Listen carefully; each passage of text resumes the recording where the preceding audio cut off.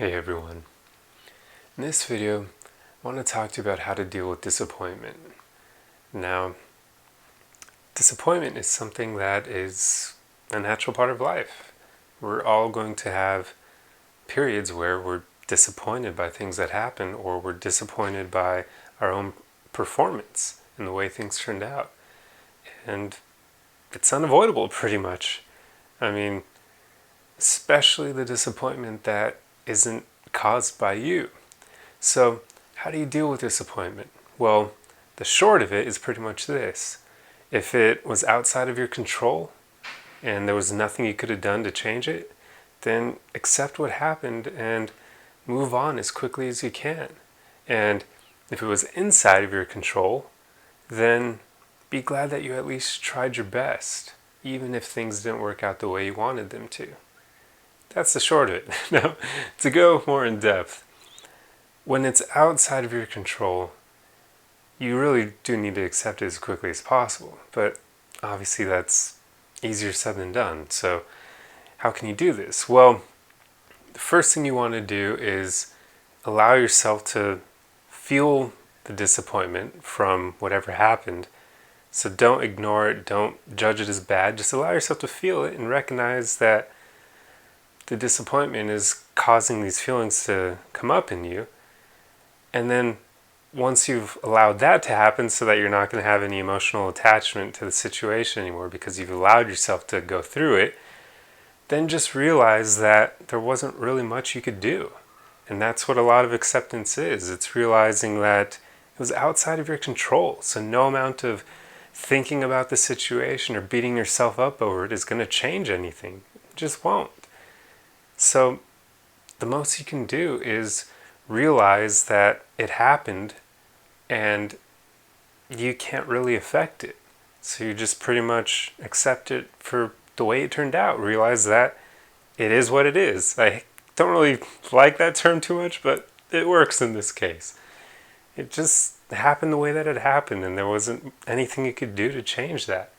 I guess an example of this is, for instance, if you're I love food, so I'm going to go use food as an example. It's like the classic cartoon example of like a kid walking around with an ice cream cone and then the wind blows in the wrong way, or something happens, somebody bumps into them and makes it so that their ice cream falls off the cone, and now they're left with just this cone and no ice cream.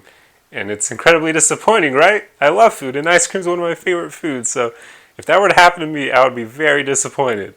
But it's that sort of thing. I mean, the kid is not responsible for that other person bumping into them. They may not see them, and obviously the kid can't control the wind. So if there's a gust that's powerful enough to knock his ice cream off the cone, there wasn't much he could have done. So in those cases, you just accept it, that it sucks, and then move on. That's all you can do. Now, for the cases where it's within your control, this is a bit different.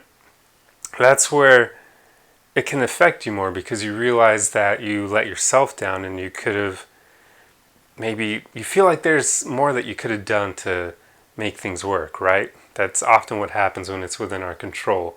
For instance, I guess a classic example of this case would be a job interview, where even though you can show up as best as possible, but at the end of the day, it's up to the interviewee, or the interviewer, should I say, to determine whether or not you're a good fit for the job. So you're only in control of your portion of it, which is how you show up. And after that, it's up to them. But we often beat ourselves up because we believe that we could have done more, or that there was something we could have said, or maybe some previous experience that we forgot to mention that could have made them want to hire us over someone else. But you never really know. As long as you give it your all in the moment, that's what you should focus on, because then you know you at least showed up and you tried your best. And even though it turned out to be disappointing, at least you did your best, because that's all we can do at the end of the day. We're not going to be responsible for whether or not that interviewer chooses us, but we can do our best and show up in our best in the moment. And after that, don't even think about what you could have done differently, because it's in the past now. I mean, you can't change it. If they really want you, maybe you get lucky. Maybe somebody who they passed you over for the position ends up finding something better, and now that job is still open and they could call you back. You never know. But don't beat yourself up for thinking about what you could have done better. That's only useful up to the point where you realize that you could have done this thing for the next time. But beyond that, it's not beneficial to beat yourself up over analyzing what you could have done differently. Just learn from it and then move on as best you can. And again, allow yourself to feel that disappointment. Don't try to ignore it or suppress it or shove it down, as Bill Burr likes to say. Don't do that.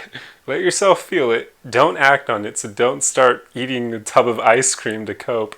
But just allow yourself to feel it. Recognize that it's normal, and then accept what happened and move on, knowing that in the future you'll continue to give your best, and now you may have learned from that experience that you'll know how to give an even better version of you to the next situation. And that's all you can do, really. But disappointment is a natural part of life, so do not beat yourself up over it. Just allow yourself to move through it and keep going. Anyway, I hope this video helped you, and I'll see you guys in the next one. Arrivederci!